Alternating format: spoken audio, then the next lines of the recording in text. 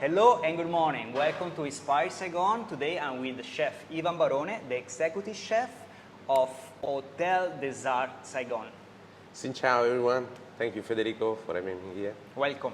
What's the primary difference between working as a chef in Italy and in Vietnam? Well, there are many differences, I have to say. The first things I would say, I came 10 years ago to Vietnam, so it was a long time ago. And if I look back 10 years ago, the primary difference was the ingredient source, the ingredients availability. That was but at the same time I found a lot of similarities, like with the use of vegetables and fresh ingredients, herbs, something that in Italy we like to do. So as ingredients, I found quite similarities, despite the challenges.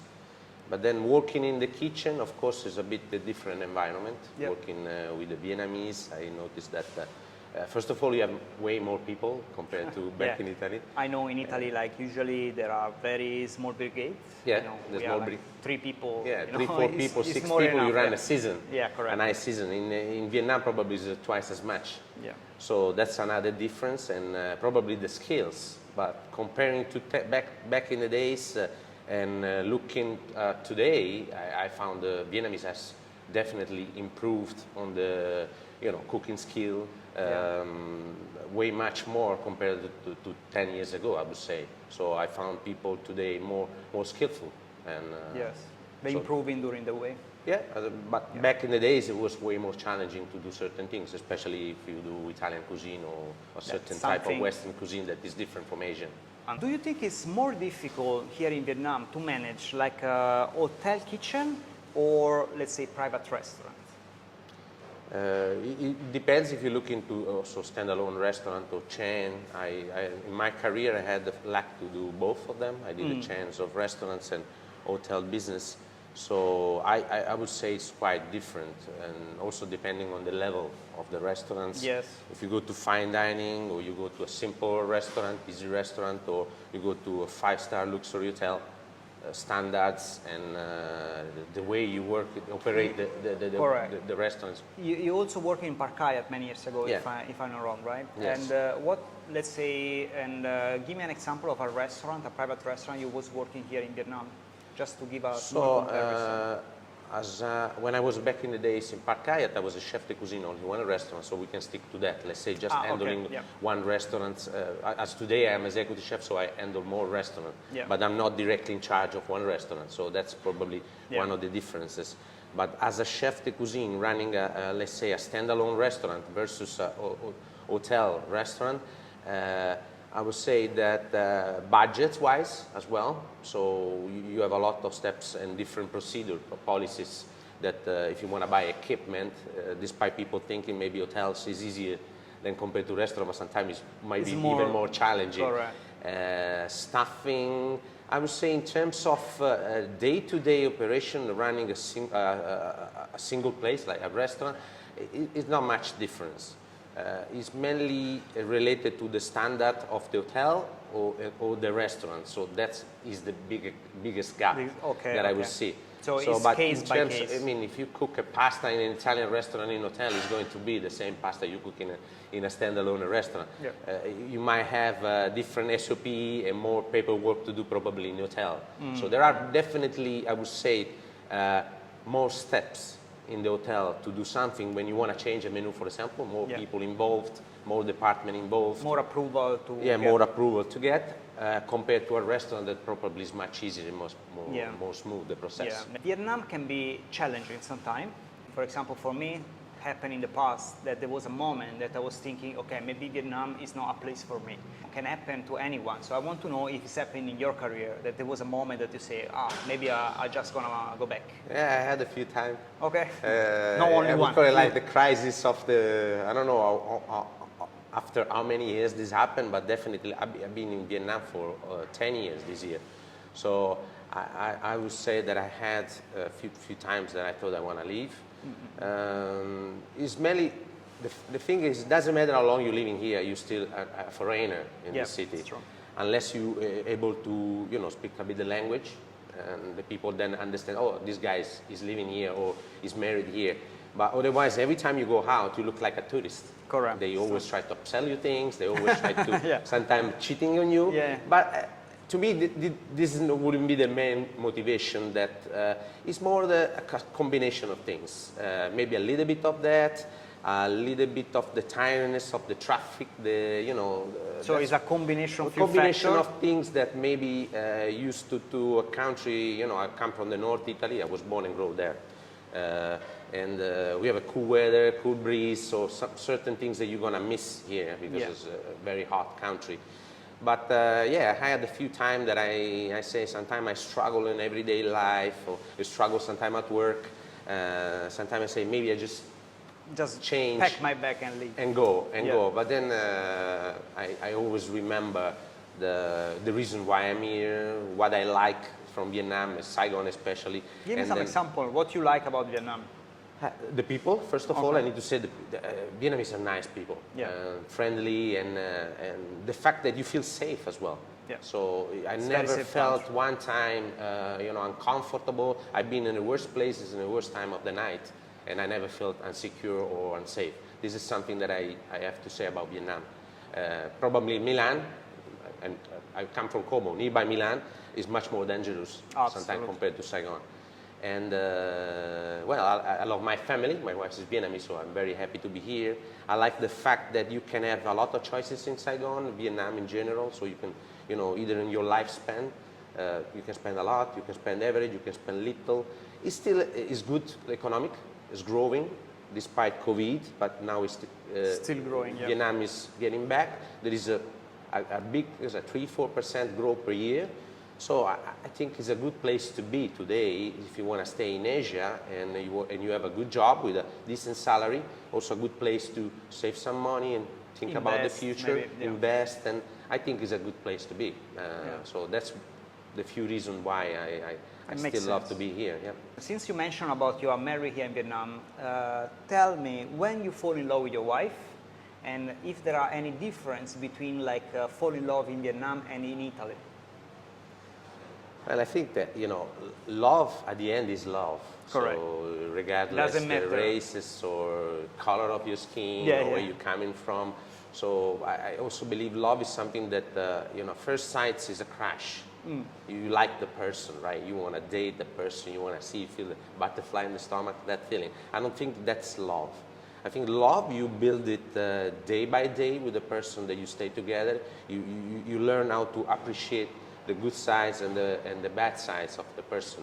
Yeah. So when you can't get over those small things that are annoying you, that's where you start to see the love and appreciation to the person. I think my wife is a great woman, I need to say. So, a great mama.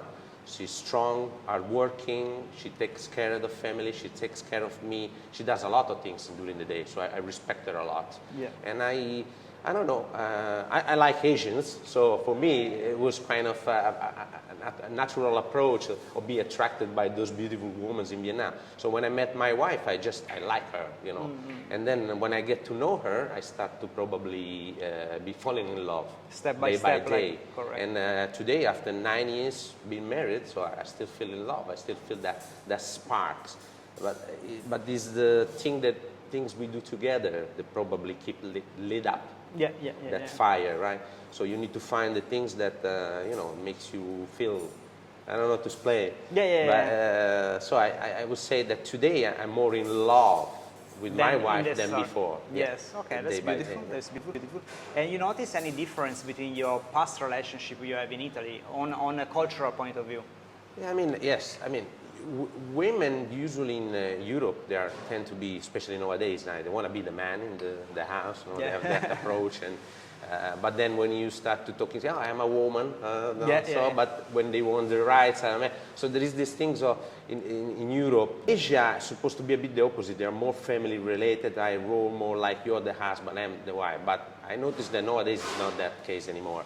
And Vietnamese women are quite tough. Are the one who, taking care of the family. Most of the time, they want to take care of the finance also of the family. So I would say my wife is quite strong on the character. I don't think that would be the type of I'm the wife and you're the man. I respect you for that. I need to respect her regardless being married. So I found that at the end today probably is about the same. Vietnamese are just a bit more jealous, probably. Yeah, A bit really. possessive, I Okay, think. I found them a bit more like How about that. the hot blood? Because we are Italian very hot blood. Yeah, she's, I mean, in case of my wife, when she go hot, she go hot. Wow. She goes wild. So I you don't want to upset her, so I try to, you know, keep peace and calm in the house. Okay. But Tell me about what kind of plan you have for your future. How you see yourself, let's say, in the next few years. Well, I'm planning, I've been doing the chef for all my life, so in the last 15 years I'm in a management role, and probably the last 6, 7 years as executive chef, so I level. I love cooking, I love kitchen, but the more you grow in your career, the less you cook. Yes. And I would like to think that if I have to cook less and less going forward, probably I would like to explore other areas of the F&B industry. So currently I'm studying online school. That's what our job unfortunately allows us to do. I wish I can go physically to the school. So I'm studying Cornell and I'm learning on F&B management. I want to do another course on the nutrition. I want to improve my soft skill in order to see if I can apply this later on in the future. But medium, long-term plan, I would say definitely stay in Vietnam. Yeah. That's one of my ideas. If I will continue to work on the 5-star hotel industry, I'm not sure. I don't think it's really relevant that, as long as I found something that really suits what I want to be in the future. Yeah. So let's say I wish I can maybe try to step forward and move out slowly from the kitchen. Maybe, you know, be in charge of as a general manager or executive assistant manager in the near future. Yes. And so that's my bit. So you want to turning a little bit your position inside the same industry, let's say. Yeah, but, stay in the F&B correct. industries. Because you acquired knowledge anyway during the years behind you, because anyway you're gonna get to meet like people like expertise on this field and industry. So I guess you have a huge network and plus huge knowledge already. So switching also in some area of the same industry can be also good, you know, just to. I think stay in definitely this is what I can do. I can't just invent a new job, so I still need to stay on the, you know, F&B field. Yeah.